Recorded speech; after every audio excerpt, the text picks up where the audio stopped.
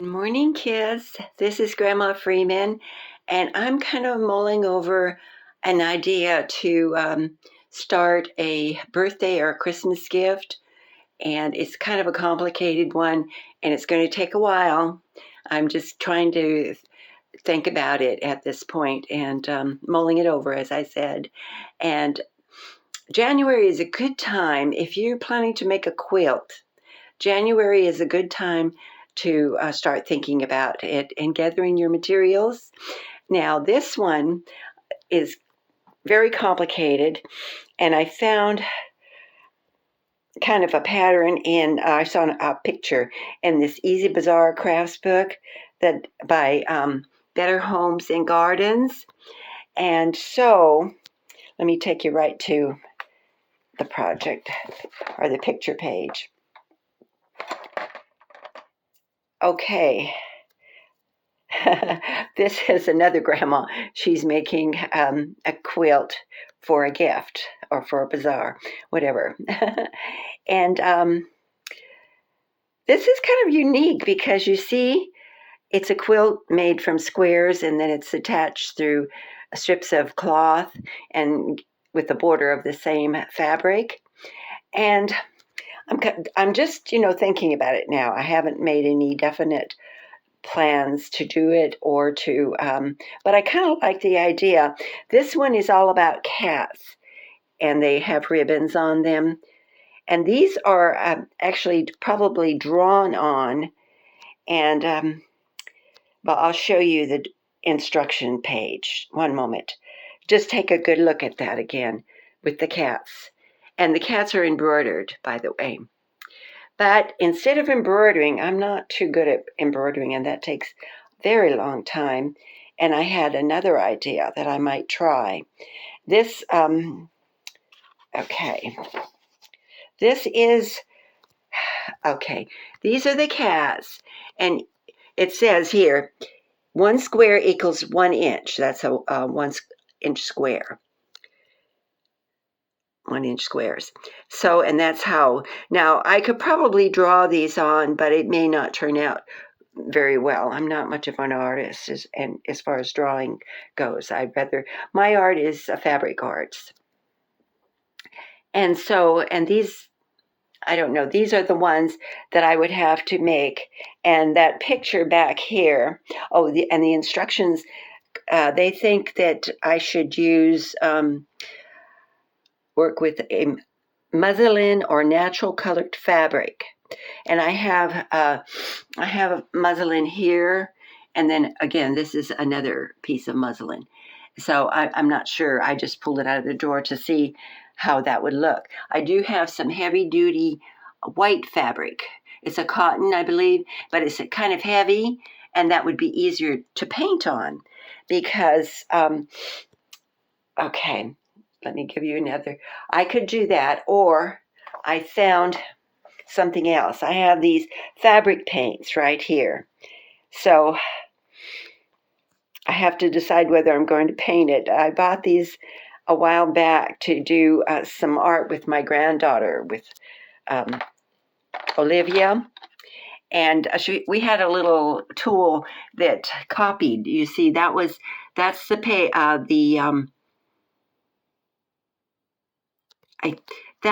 the original artwork. I think that's Aztec, and then this is what it transferred to look like from that one.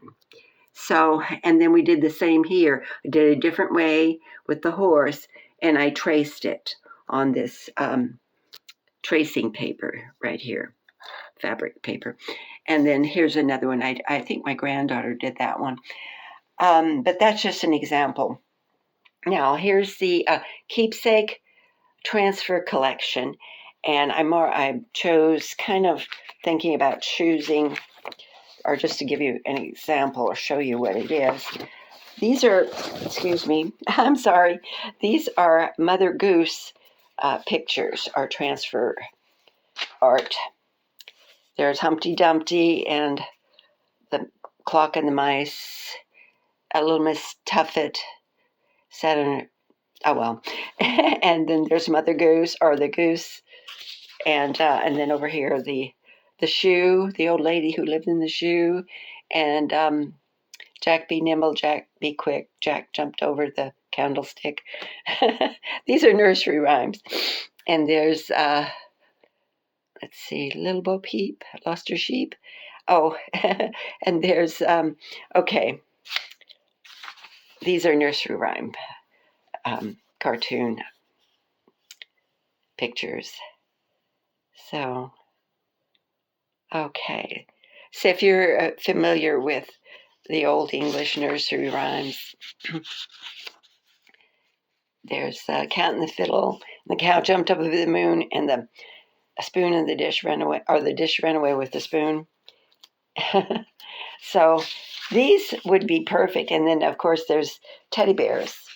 But I think the nursery rhyme ones kind of capturing my mind. So I would have to cut these out and probably trace them. I could use, let me see if I can show you how that would work. One moment. Okay.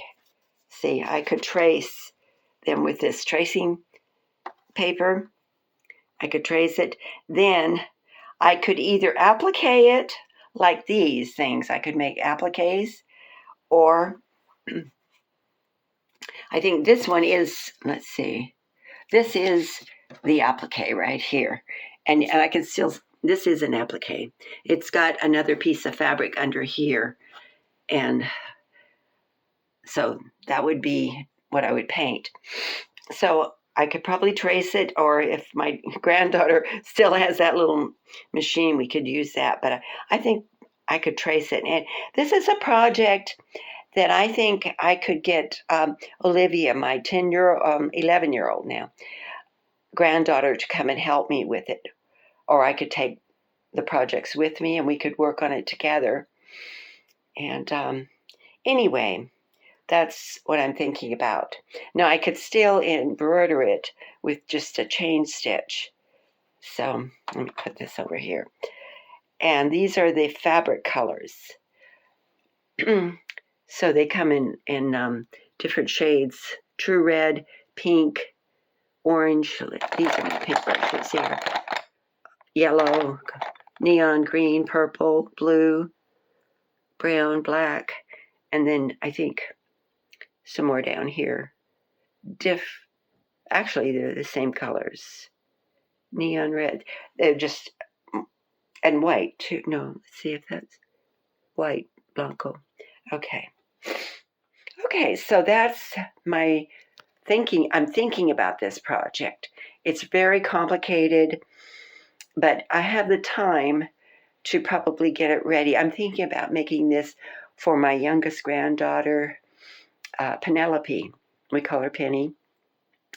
For her birthday or for Christmas, whichever, comes first, if I could get it done by her birthday, that would be great. So anyway, let me go back to that picture. And I think that's lovely. I do. That looks like it's a twin bed. And that's just a quilt. I do have some quilting material. And this would be the strips and the border.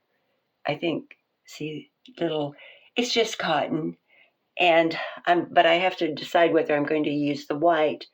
But this kind of goes better. The muslin goes better because of the colors. I think they go better together. And this is a very sturdy fabric.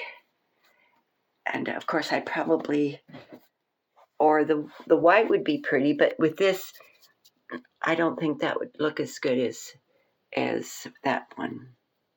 And then I have some other over here too, which I used.